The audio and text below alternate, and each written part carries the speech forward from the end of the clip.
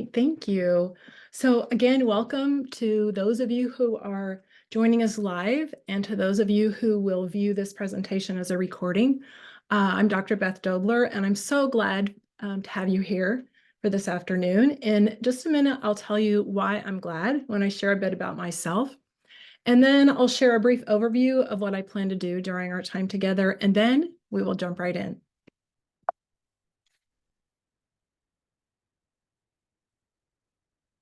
So one thing that brings us together for this presentation is that we all share a passion for libraries, for information, for books, and for reading. And for me, these experiences began as an elementary teacher, a licensed reading specialist, an elementary school librarian, and currently as a faculty member at Emporia State in the elementary education program, where I teach undergraduate and graduate courses in reading and language arts, and I supervise student teachers.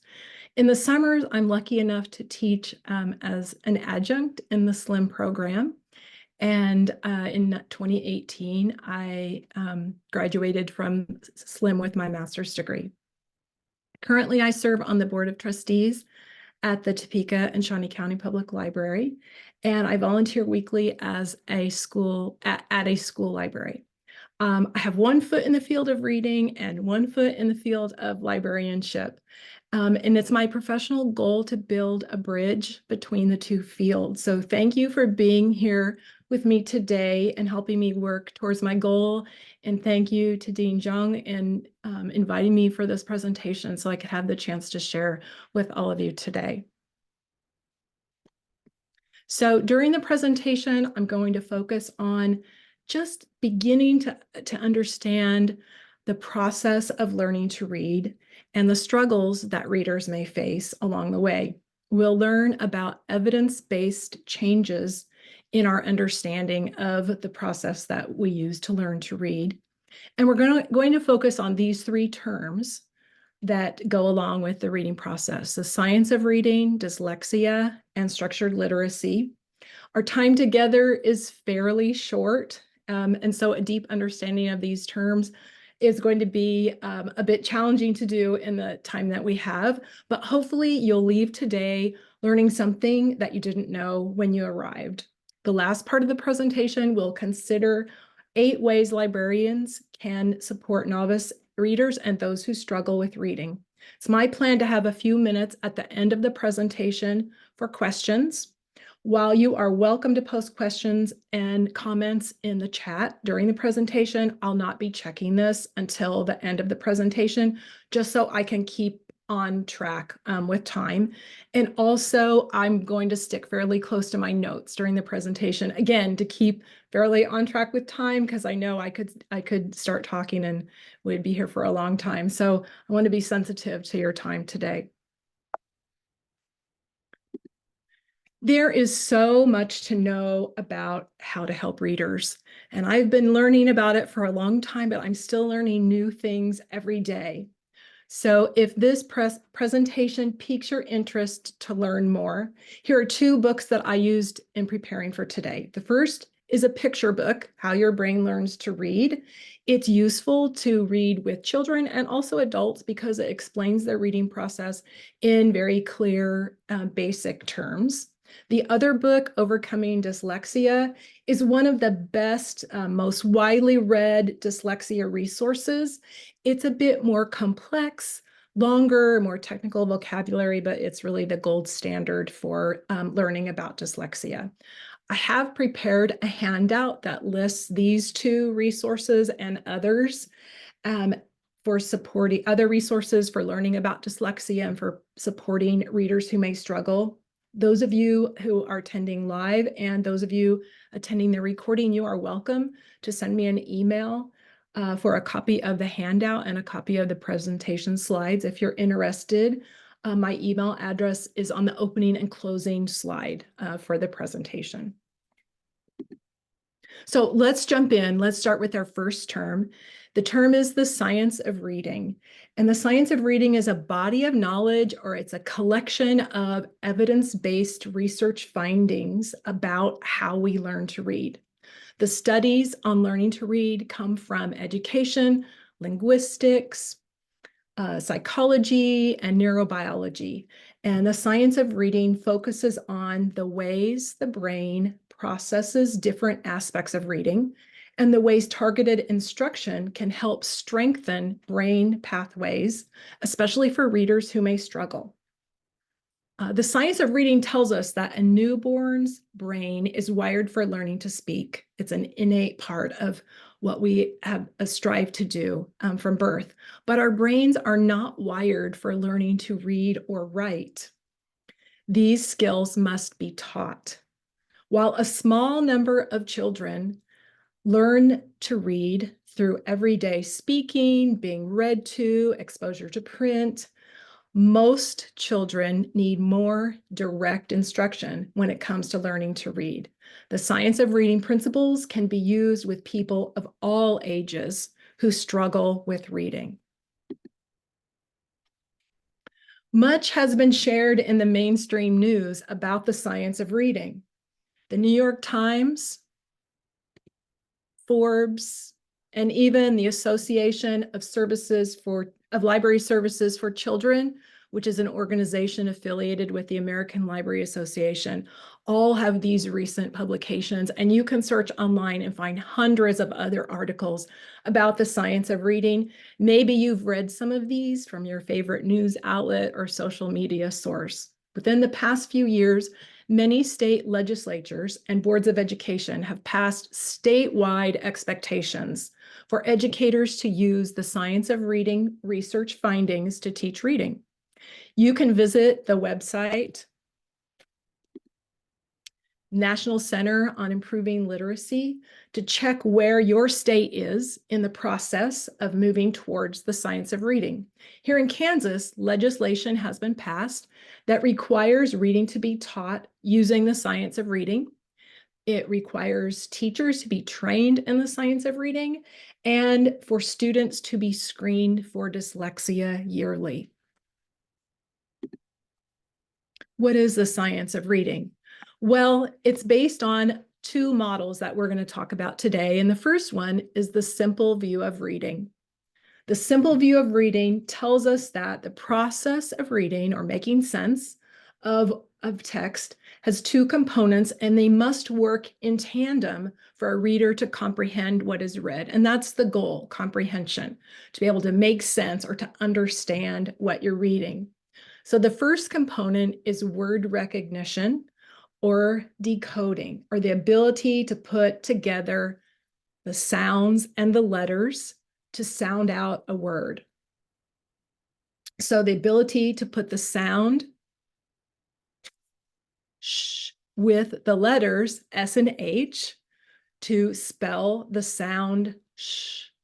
The ability to break up the word sheep into its individual sounds, sh, e, p. That's word recognition or the decoding process. For the word sheep, the slanted lines tell us to say the sounds that the letters make. A reader processes the letters and sounds together and stores these in the brain for retrieval later, maybe for this word or for applying to other words that have these same letters and sounds within them.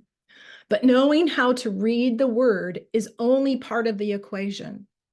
A reader must also rely on language comprehension or understanding what the word means. So in reading the word sheep, a reader calls to mind what they know, their background knowledge about sheep, as learned through books and experiences such as visiting a petting zoo or reading a book about sheep. When these two components work together, the decoding and the language comprehension, a reader can make sense of what they're reading, and that's the goal. But if one component is missing or weak, comprehension can be lost. So in that sense, this is kind of the foundational concept for the science of reading, but we're going to explore another concept here in just a few minutes. Children who have strong oral language skills often have strong reading and writing skills. And in contrast, children with weak oral language skills are at higher risk for reading and writing difficulties.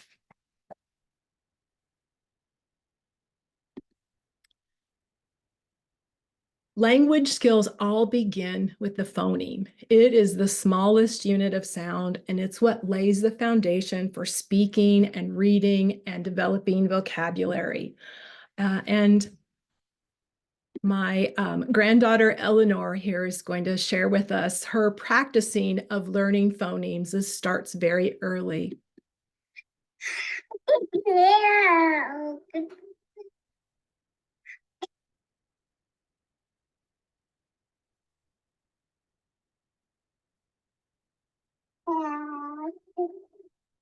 Yeah. Is that your snack? Uh-oh. Where did it go? It's all gone. All gone. All gone. Tick, tick, tick. All gone. All gone. Tick, tick, tick.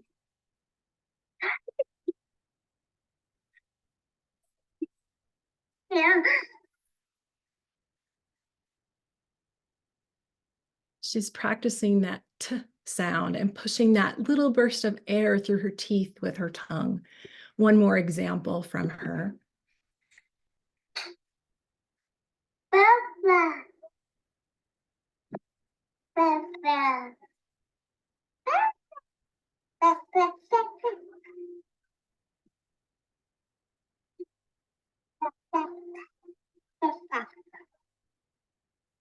There she's practicing that B sound, and she also is linking that sound to a picture, to that bunny that starts with that B sound. I don't know that she did that on purpose, but she's laying that foundation, and those phonemes are music to our ears when it comes to watching the growth of children, getting them ready for those reading skills. The second component of the science of reading that we're going to focus on today is the reading rope.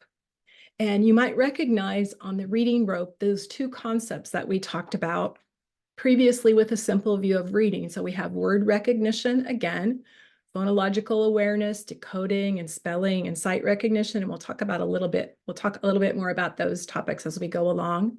And then also that language comprehension. So background knowledge, and vocabulary knowledge, which we'll explore some more, language structures, verbal reasoning, and literacy knowledge. So with the reading rope, this presents a visual of how these really complex elements are intertwined when we read. You can see those two main components, language comprehension, the word recognition, and that process of intertwining those elements is what leads to becoming a skilled reader. So for some readers, that process is smooth and becomes automatic. But for other readers, it can be a bit of a bumpy ride and take a lot of effort to intertwine those skills successfully and to become a skilled reader. There may be weaknesses in one or more strands of the reading rope, and these are the spots where we need to focus instruction. The next term that we're going to explore together is the term dyslexia. So thinking about those readers who may struggle to weave those strands together and what those struggles look like and how we can support their growth as readers. Each person who struggles with reading is unique in their struggles. And so it's important we take a person-first approach in our thinking about dyslexia. I include this image of my nephew, William, as a reminder that whatever the struggles a person faces, they are first and foremost a unique individual. In my upcoming explanation about dyslexia, I'll make some broad generalizations, but please know that these may not apply to every individual person with dyslexia. One reason I say this is that you may likely know someone with dyslexia, or you yourself may struggle with reading. Dyslexia is complex and not easily identified by one or two characteristics. In fact, a psychologist is going to be the most qualified professional to identify dyslexia. And I have to say, I'm not a psychologist, but I will share information from the International Dyslexia Association, which is the premier professional group in the field.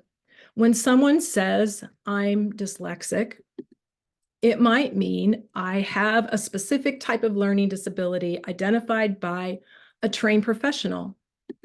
Or it might mean reading is hard for me, or I don't enjoy reading, and dyslexia is a word I can use to explain my struggles. We likely won't know which meaning the person is giving to that statement, I'm dyslexic. So it's good to keep a focus on just helping struggling readers, not whether they have dyslexia or not. And for all who struggle, the goal is to provide targeted support. How many people have dyslexia? This is a little hard to pin down. The International Dyslexia Association estimates 15 to 20% of people show some symptoms of dyslexia. It's a bit difficult to pinpoint because there's not a specific test for dyslexia, and there are a range of symptoms and severity. You may recognize some well-known people with dyslexia, and you may know of some others yourself. So in the simplest form, dyslexia is a disruption of how the brain processes written text. Let's dive further, though, into that definition, the definition that's shared by the International Dyslexia Association, and I'm going to break that down into some components over the next few slides to help us better understand what we mean by that term, dyslexia. Dyslexia is a specific learning disability. It's neurobiological in nature. So neuro means the brain or the nervous system and how the brain works. Biological explains that dyslexia is part of a person from birth and is often passed down within families. A person with dyslexia is neurodivergent, having a brain that learns differently.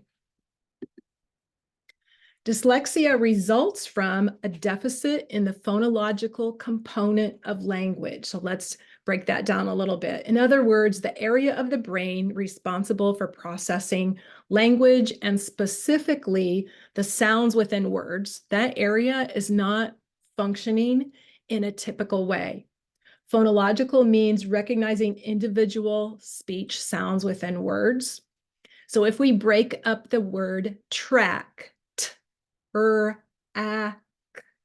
it has 4 phonemes in it. It's spelled with 5 letters, but phonemes focus on those individual sounds, and that's the phonological component of language.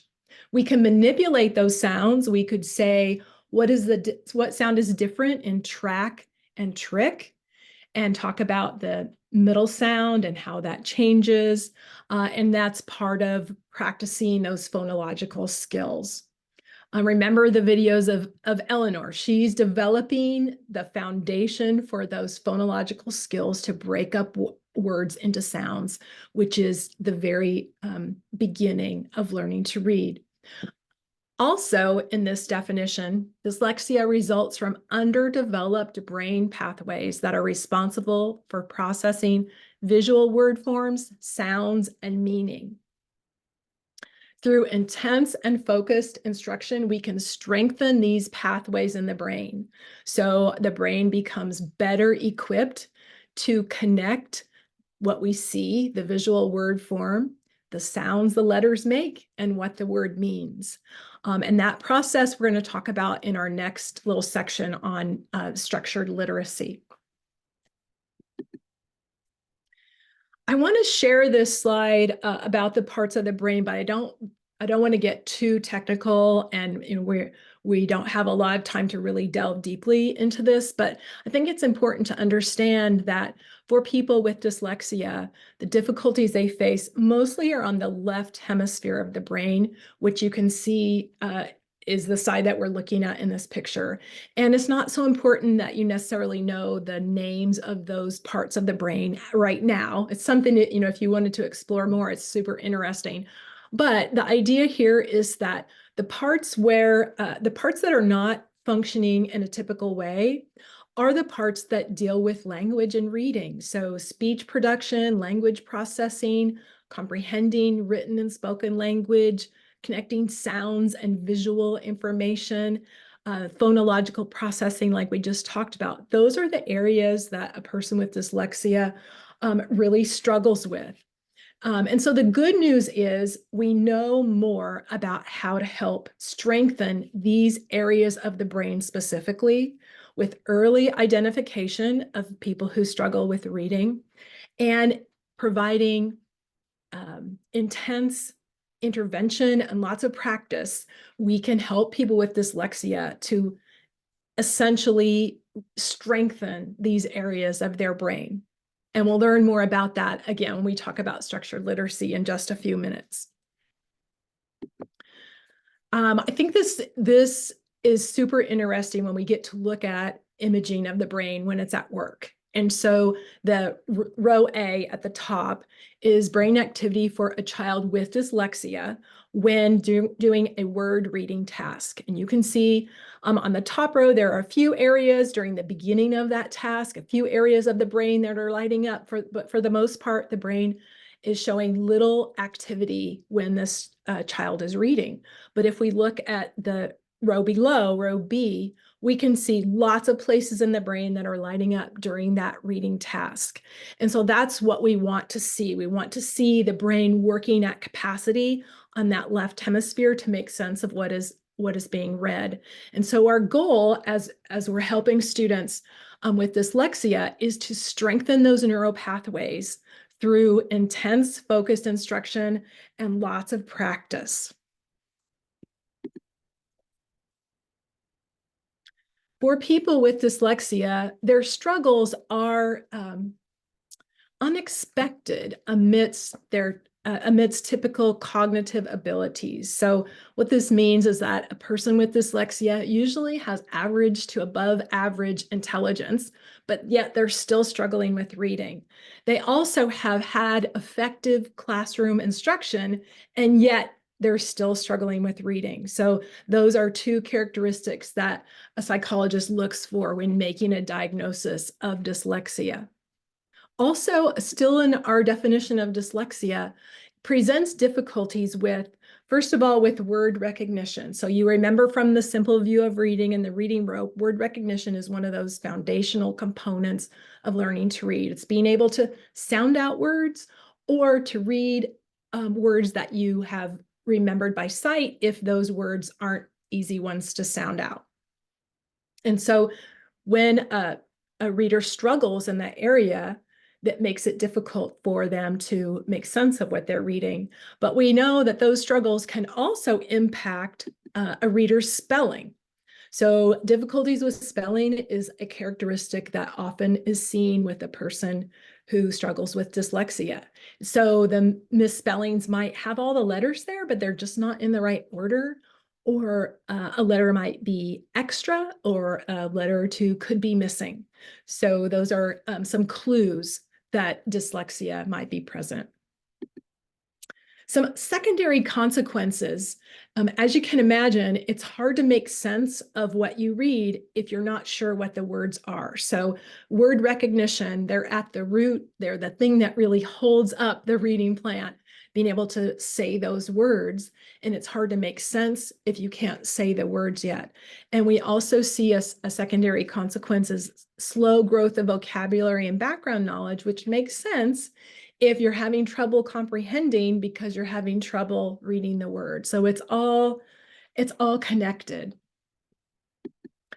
Although each person with dyslexia is different, there are some similar traits that we might expect to see. For younger children, we might see slow or inaccurate reading. We might see them avoid reading.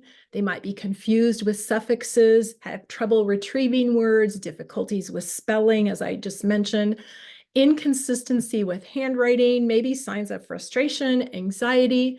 They may report some physical symptoms like a stomach ache, a headache, my eyes hurt. They may act out in class, or they may not want to go to school at all. For teens and adults, we will likely see some of the similar characteristics: slow or labor-intensive reading or writing, a dislike or an avoidance of reading, especially when reading in front of other people or having to read aloud. We might see struggles with spelling and writing ideas, difficulties retrieving the correct form of a word when speaking or writing, and low self-esteem, especially if dyslexia was not identified early. You know, I worked for a year as an elementary school librarian here in Topeka, and in my library, I had a student, Tyson, who would come in every week. He would check out 2 children's novels, and then he'd come back the next week for 2 more. And so I started trying to talk to him about what he was reading, asking him if he liked the books, what was his favorite part, and he never would really talk to me. And so I talked to his 5th grade teacher, and she said, well, Tyson's reading on a 1st grade level. And so he checks out the books and pretends like he's reading in the classroom so that other kids don't find out that's where he's reading. And so he was pretending to read, and that's another characteristic that we might see from a person who struggles with reading. Some disorders might also occur with dyslexia. So anxiety could be present. Attention deficit disorder, the statistic is 30% of people with dyslexia have ADD or ADHD. A person with dyslexia might have speech and language disorders. So that could range from articulation, which is being able to clearly say the sounds when you're speaking, to having difficulties with language and maybe struggle to put words correctly in order in a sentence, or to find the right word that fits at the end of a sentence. They also may struggle with executive functioning disorder, which is being able to set a personal goal, stick to a task, complete the task, or being able to switch to a different task. A person with dyslexia might also have dysgraphia, which is impaired letter writing by hand. So this isn't just having like a messy signature. This is some really distinct characteristics in handwriting, such as spidery letter, like kind of wavy lines in the letters, really dark bold lines in the letters, having all the letters swished together, or having them way apart, or having them kind of bounce up and down on lines. Those dysgraphia characteristics can be accompanying, and we would see those when a child is spelling words or writing. Or there may be a struggle with dysgraphia and dyscalculia, which is difficulty grasping math concepts and solving problems.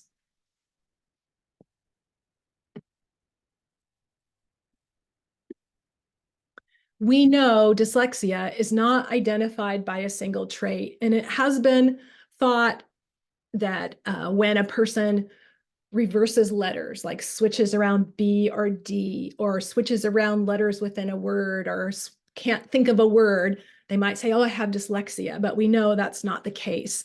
While some people with dyslexia do describe those traits, they aren't necessarily the traits that define dyslexia. Some people with dyslexia also report seeing the letters kind of bounce around on the page.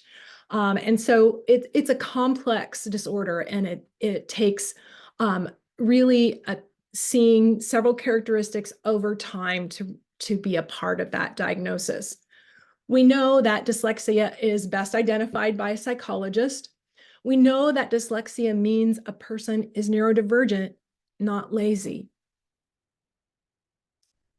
We know that dyslexia is not connected to intelligence. And we know that it's equally common among boys and girls, although there has been for a long time thought that more boys have dyslexia than girls. But what researchers are finding now is that actually boys respond differently to struggles in the classroom. And so they may act out and get attention and be assessed more frequently than girls, but truly it's really a balance when it comes down to those boys and girls with dyslexia. And then we know that dyslexia does not mean a person can't learn to read and go on to be successful. So that brings us to our 3rd term. And this is, how do we help people who struggle with reading? And we're going to focus on the term of structured literacy. This is an approach that takes the findings from the science of reading research and puts them into action. And that action is based on providing clear, focused explanations for reading, language, and writing. Structured literacy teaches skills that build upon themselves. So we start with simple and build up to more complex. We know that structured literacy requires regular, intensive practice and sequencing from part to whole, and I'll explain more about that in just a minute. A book that I like to use when I talk about structured literacy is the one shared here, Structured Literacy Interventions, which is also on the handout. And it focuses on giving ideas for various activities that can be done to promote reading using a structured literacy approach. I mentioned part to whole, and that's really at the foundation of structured literacy. So we begin with developing the sounds, and we've talked a little bit already about phonology and breaking up words into sounds. And then we add the letters to the sounds, put those together, and we can pinch out the sounds like I did with sh, eep. That's putting those sounds and letters together. And then we can also put together those sounds and letters to make syllables and form those syllables into 2, 3, 4 syllable words. Then put those words together to make sentences. And if I kept on, I could say put sentences together to make paragraphs.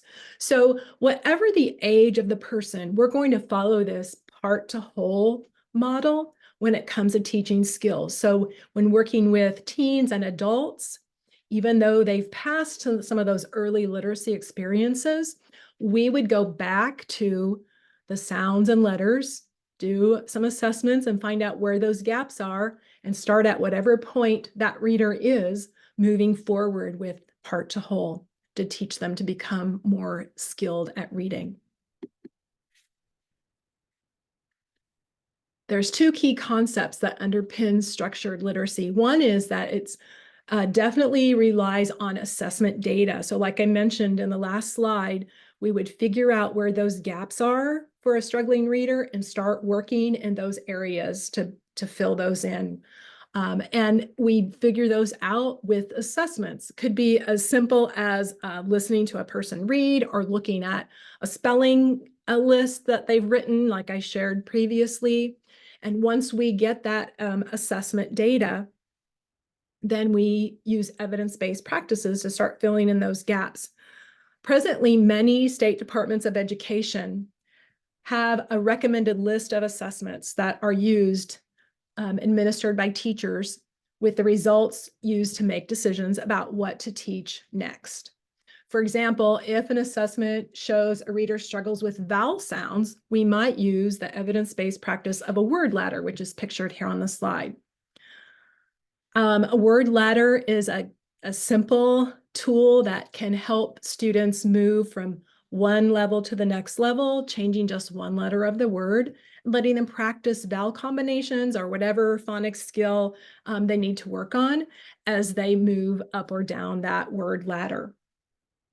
Another evidence-based tool that we can use is a sound wall. A sound wall shows photos of really just the lower half of the face, just the mouth. And we use that to help readers understand how their lips and teeth and tongue work together to push air through or to vibrate and make various sounds. And that's going back on that part to whole. We're back at the beginning step of that sound level to help students break up words into sounds. And that's tricky for people who struggle with reading.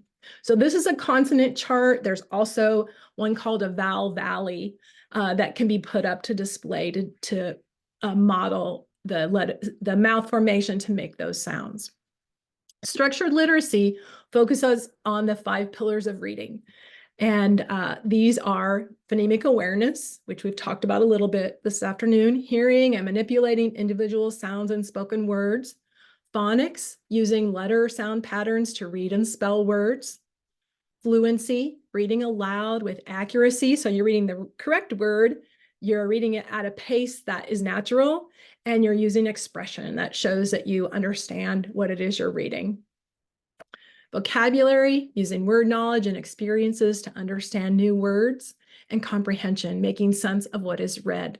So in structured literacy, we design activities that fit with at least one of these 5 pillars. That way we know, based on the research of the National Reading Panel, we know that we are addressing the 5 components of reading.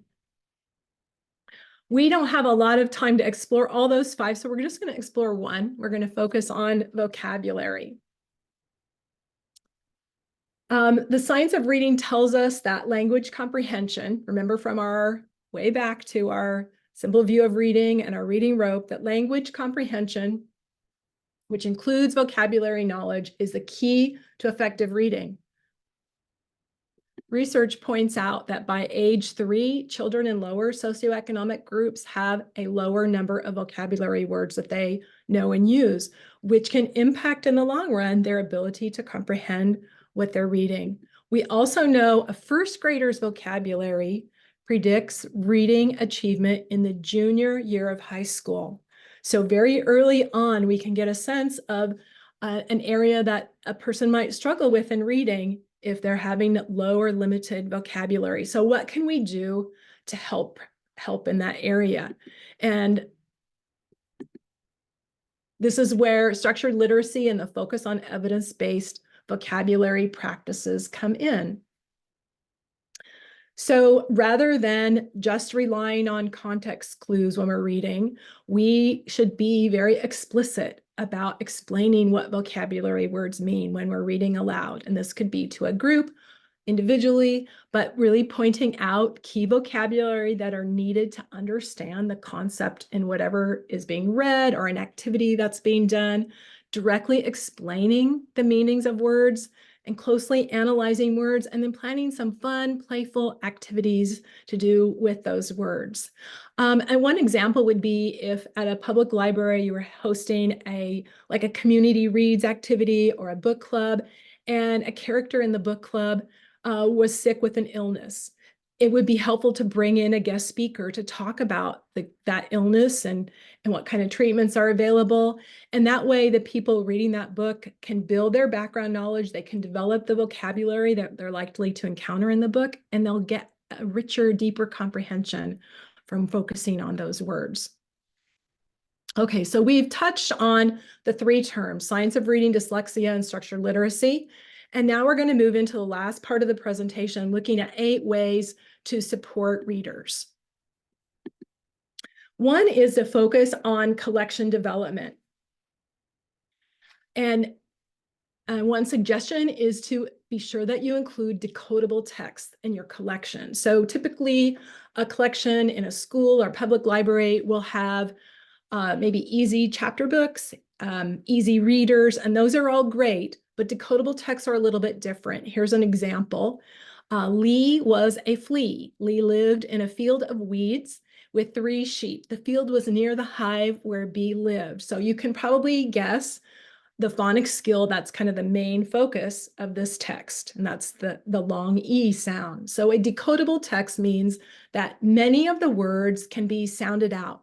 They can be read using the phonics skills that a child has learned. Now, there's still going to be some words that can't be read in that way. Some words that readers have to remember just by sight, like field. It's not typical, so you have to remember that the long E is spelled differently. And lived is not how we would typically spell. We would think it would be spelled. And so some of those words do have to be remembered, have to be memorized and learned on sight. But with decodable text, we focus on those phonics skills. And so it's important to have decodable text within the collection and to address many of those various phonics skills and make those available. Also, I encourage having books with characters who struggle with reading.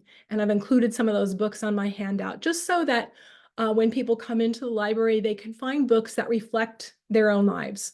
And those struggles are very real, and they cause lots of ripple effects. And so it's good for people to be able to read about what that's like for others. So another area that librarians can support people who struggle with reading is to develop phonemic awareness and phonics skills. Phonemic awareness and phonics are 2 of the 5 pillars of reading. They really are that foundational part of getting started with reading, and they support a reader being able to decode or to sound out words. So that word recognition part is supported by these two areas. These skills can be taught during a well-constructed story time, which includes songs, rhymes, stories, phonetic, and language skills, all of which are proven to support early literacy growth. Phonics activities could be embedded in stations around the library, in lessons, and in take-home packets. Okay, number 2 and 3, I'm sorry, be sensitive to fonts and visual displays. And this would be for people struggling with dyslexia for any age. We want to be sure that whatever we put on displays, they're easy to read. So here are listed some fonts that are easier to read. And we look for fonts that have kind of an even spacing between the letters, and the tall letters are tall, like the L and the H and the T. So they're a little bit easier to distinguish. A font to avoid would be a font that has serif. And serif is a little like extra piece that's put onto letters. I think maybe to have it look a little more formal or a little more fancy, like in Times New Roman, that little extra piece that comes down on the T, or the 2 little extra pieces across on the N. Those would be serif, and we want to avoid those because for people with dyslexia, those little extra pieces make it look like the letters are connected. And that makes it hard for them to distinguish those individual letters. There are some fonts that are designed for people with dyslexia by people with dyslexia. One is called Dyslexia, and the other is called Open Dyslexic. And these fonts really focus on having an even amount of space between the letters. And then also you can see a little bit easier with the Open Dyslexic example, that kind of the bottom part of the letters have a thicker line.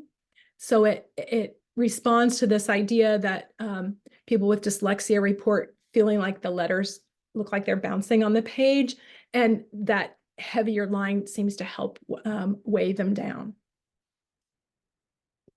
All right, next idea, to read aloud and promote audiobooks for people of all ages, but especially for people who struggle with reading, so they can still enjoy the entertainment and information found in books if they may be reluctant or not able to read themselves.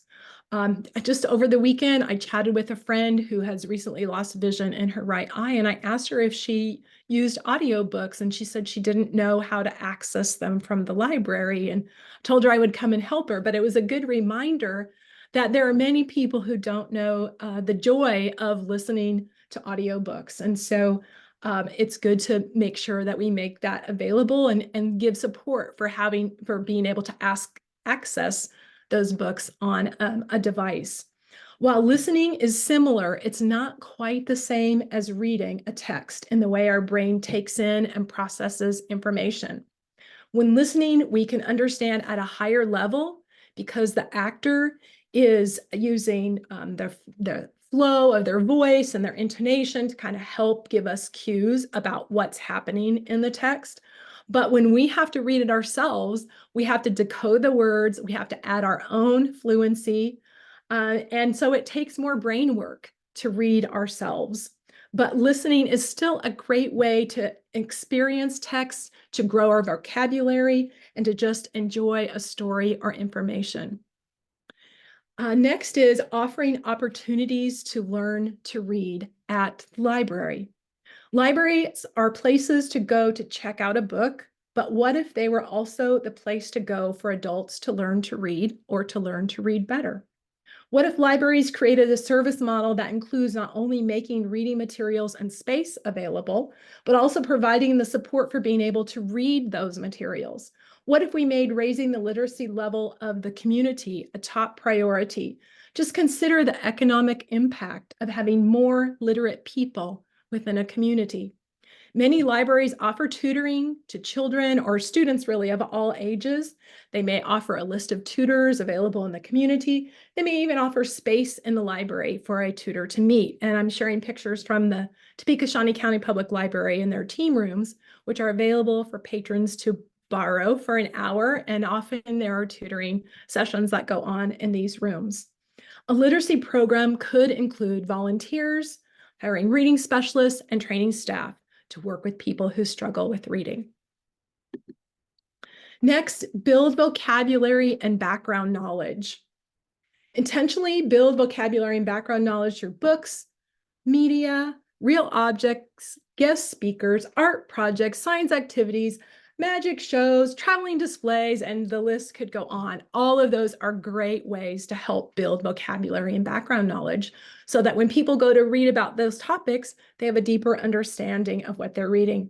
Two of my librarian friends, Tanya Foster and Julia Oswald, are at the Topeka High School Library, where their goal is to build community through books and experiences. Recently, they rounded up sewing machines and materials and gave sewing lessons in the library. A while back, they set up an incubator, and last week they hatched chicks and a duck, and the high school students absolutely loved it, and some of them had never touched a chick or a duckling. Librarians can use the Next Generation Science Standards and the National Council for Social Studies standards as guides for topics to explore with concepts children will be learning in school, or to focus on topics interesting to people in a community. And the last on the list is learn more. So if you're interested in the things that I've shared today, some places that you can go to learn more. One is the Reading Rockets website. Reading Rockets is a nonprofit, and it's developed really to help families and caregivers and educators learn more about teaching reading. So the articles are fairly short, they're not super technical, and they have great resources for learning more. The International Dyslexia Association and the Reading League are two professional organizations for educators and others who want to learn about the reading process. I know there are parents that belong to those. I imagine there are some librarians that also belong to those organizations. And then if you have the opportunity to attend the letters training, it's a great way to build your understanding of those 5 pillars of reading and what it takes to be successful with those 5 pillars and to support people who struggle with reading. So I want to thank you at this point for joining us today. Like I said earlier, if you are interested in receiving the handout or a copy of the presentation slides, you are welcome to email me, and I'm glad to send those to you. And I'm going to stop sharing here and open it up and see if we have any questions.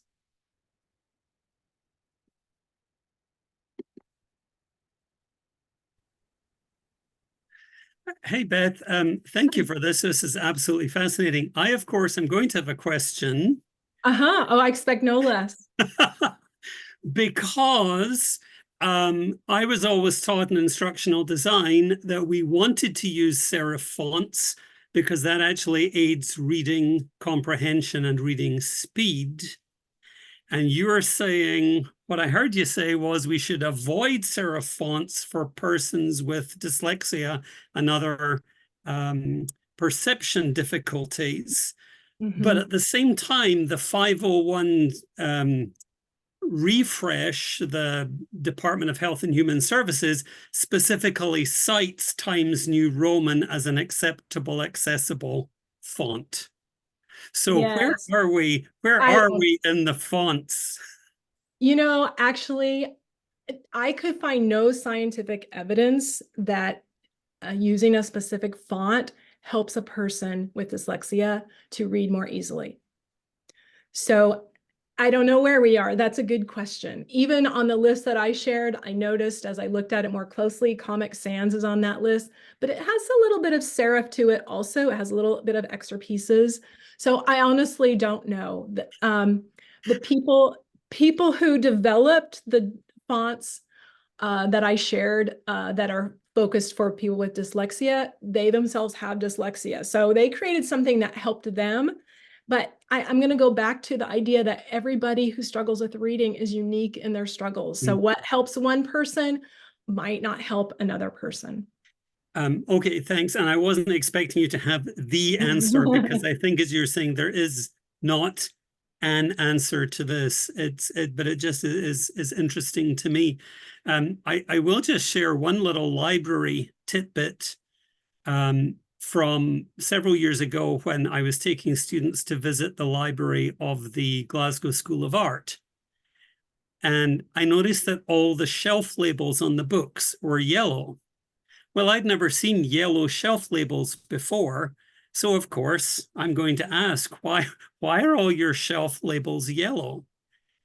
And the response I got was, and not only were they yellow, but they were using Library of Congress call numbers, which of course are exceptionally long, but they were all broken out into essentially 4 lines.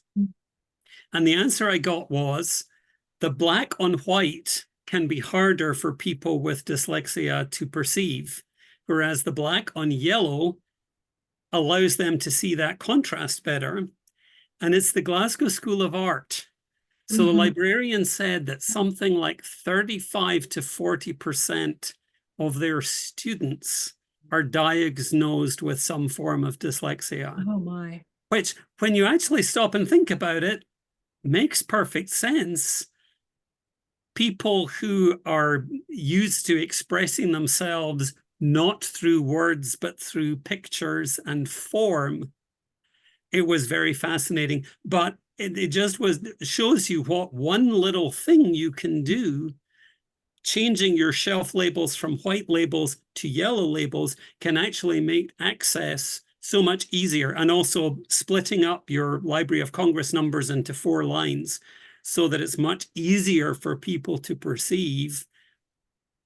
And in that case, because an exceptionally large portion of their population had those kinds of perception difficulties. But anyway, thanks, Beth. I'm just always intrigued by where the different sets of research kind of clash with each other, and how we have to sort of navigate that. Well, and Andrew, I think things that we might do to support people who struggle with reading are things that can benefit lots of people. So breaking a call number, well, I would kind of like to see that call number broken down into smaller chunks sometimes. So yeah, you're not there with your finger yeah, wait a minute. following along. Yeah. I noticed in the comments from Kim that Henry Winkler, who himself has dyslexia, who writes books for children, uses the open dyslexic font in his books. And I do have his books on my list of resources. So. Great. Thanks, Beth. Well, this is fascinating. Thank you very much again. I'm not sure this question is correct question, So dyslexia versus illiterate.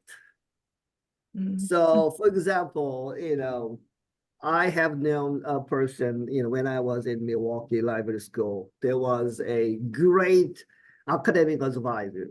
It's energetic, kind of drawing people at the events, and the people kind of want to talk to the person, but the person couldn't write a reference letter at all. And also, barely kind of 2 sentences of emails. So we kind of internally, maybe she's illiterate. Is it dyslexia, or she has master's degree as well? So in those cases, how can we identify and can help? Probably the person could cope with those areas relatively well, but kind of time to time we got kind of surprised. Well, we know that difficulty with writing skills, it can be one characteristic of dyslexia. So spelling, even being able to get your thoughts down on screen or paper, being able to formulate full sentences, those can also be impacted by some of the same things that cause dyslexia. And I guess I would come again back to this idea. It isn't so important that we name what a person has, but just to recognize they're having some struggles. And with dyslexia, there's this whole range of what those struggles might be, and they're going to look a little bit different for each person. And people have varying levels of resiliency So think about how challenging it would be for a person who struggles with reading to graduate from college. To have that, they have to have that focus, and they have to have ways of compensating. Mhm. They maybe record lectures and listen to them later, or they probably take longer to do the things that a typical college student would be doing. So they're having that resilience to help them reach their goal.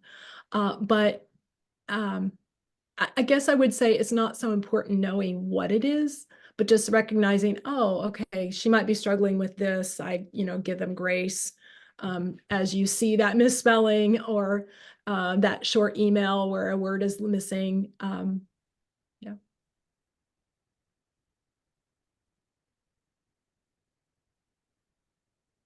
Great. There are also people prefer to calling, not emailing. So Yes. that's Yes. That's another good point. Figuring out the people you work with, figuring out what is their best way of communicating, and then using that. Not expecting them to always use the way that works best for you.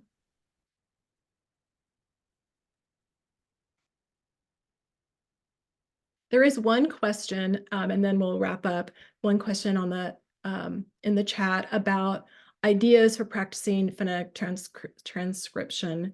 And so transcription is really when someone reads aloud and people write it down, and that's practicing those phonetic skills. And so I'm sure you could build in maybe some stations, maybe with a little video description, and then people could pause there and try out the activity, or maybe creating some videos that are hosted on the library website that explain ways to practice phonics skills. That book that I shared, Structured Literacy Interventions, it has lots of activities from those 5 pillars. And so that would be a place I would first direct you to find some good activities for phonetic transcription. Well, thank you so much for being here. Like I said at the beginning, this was my goal, is to help bring the 2 fields together, and you've absolutely helped me do that. So thank you very much. I've enjoyed spending time with you today. Thank you.